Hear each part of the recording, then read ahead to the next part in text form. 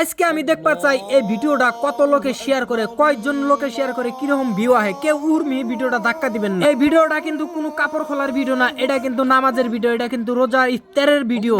যে কোনো একটা খারাপ ভিডিও বানাইলি ভাইরে ভাই কত শেয়ার, হাজারের হাজার শেয়ার হয়ে যায়। এই ভিডিওটা যত শেয়ার করে দিবেন তত সওয়াব পাবেন, এটা কিন্তু 100-র মধ্যে 100 আমি আপনাদের গ্যারান্টি দিতেছি। দেখেন ভাই, রোজা রেখে ইফতার করতেছে, এক লগে কত লোক ইফতার করতেছে ভাই, এটা আমি 100% গ্যারান্টি দিতেছি ভাই। এটা কিন্তু সওয়াব পাবেন, আপনারা শেয়ার করে দেন, অন্যজনকে দেখার সুযোগ করে দেন। ভাই একটা মেয়ে যদি ছোট ছোট কাপড় পিনতে একটা ভিডিও যদি আপলোড হয়, এই মেয়েটার ভিডিও কত শেয়ার পড়ে যায়, কত ভিউ আহে ভাই। ওই ধরনের আমি না যে ভিডিও বানাই নাই, এটা আমি মুসলিম ভাইদেরকে জন্য ভিডিও বানাইছি। মুসলিম ভাই আমার যারা যারা আছেন ভাই, আমি তাদেরকে আমি বলছি ভাই এই ভিডিওটা যত পারেন শেয়ার করে দেন।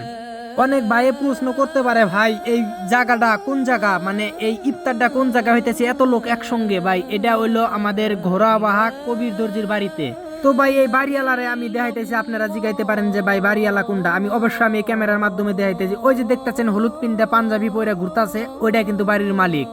তো ভাই এটা কিন্তু যে সেই ইফতারি দেয় নাই, এটা কিন্তু মোটামুটি একদম 150 জন মানুষের ইফতারি দিছে এই কবির দর্জি। কিন্তু ভাই আমি ব্লগটা বেশি বড় করবার চাইতেছি না, এই পর্যন্তই।